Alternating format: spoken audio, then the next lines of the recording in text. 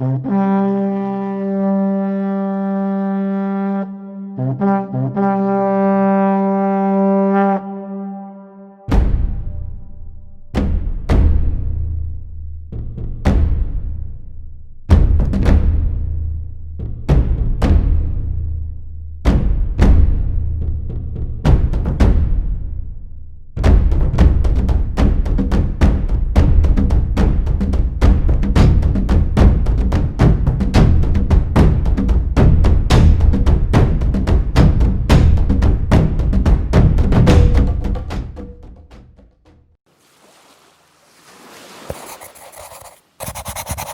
remember him as if it were yesterday, as he came plodding to the inn door. He called roughly for a glass of rum, looking at our signboard. "This is a handy cove. Much company, mate?" My father told him, no, very little company, the more was the pity. "Well then, this is the berth for me. Rum and bacon and eggs is what I want, and that head up there for to watch ships off. You mought call me captain." All day he hung round the cove, or upon the cliffs with a brass telescope.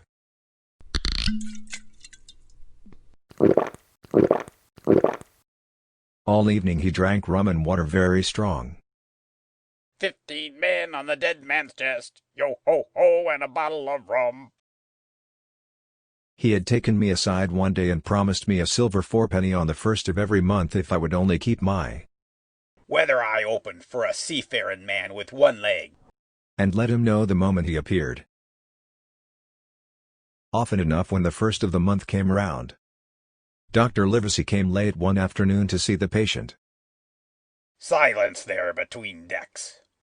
Were you addressing me, sir? That if you keep on drinking rum, the world will soon be quit of a very dirty scoundrel. The old fellow's fury was awful. He sprang to his feet, drew and opened a sailor's clasp knife. "If you do not put that knife this instant in your pocket, you shall hang at the next assizes." My poor father was little likely to see the spring. He sank daily, and my mother and I were kept busy enough without paying much regard to our unpleasant guest. It was one January morning. The captain had risen earlier than usual and set out down the beach. The parlor door opened and a man stepped in on whom I had never set my eyes before. He was a pale, tallowy creature, wanting 2 fingers of the left hand. "Come, Bill, you know me. You know an old shipmate, Bill." Black dog. Then all of a sudden there was a tremendous explosion of oaths and other noises. I saw Black Dog in full flight, and the captain hotly pursuing, both with drawn cutlasses, and the former streaming blood from the left shoulder.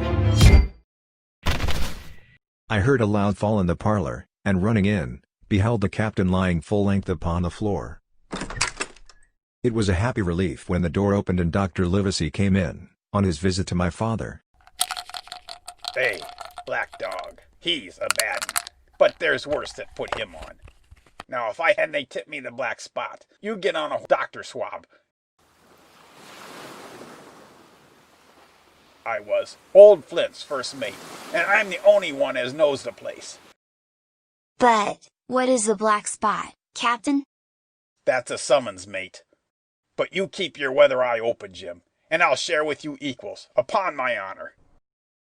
But my poor father died quite suddenly that evening, which put all other matters on one side. I had scarcely time to think of the captain. So things passed until, the day after the funeral, and about 3 o'clock of a bitter, foggy, frosty afternoon, I saw someone drawing slowly near along the road.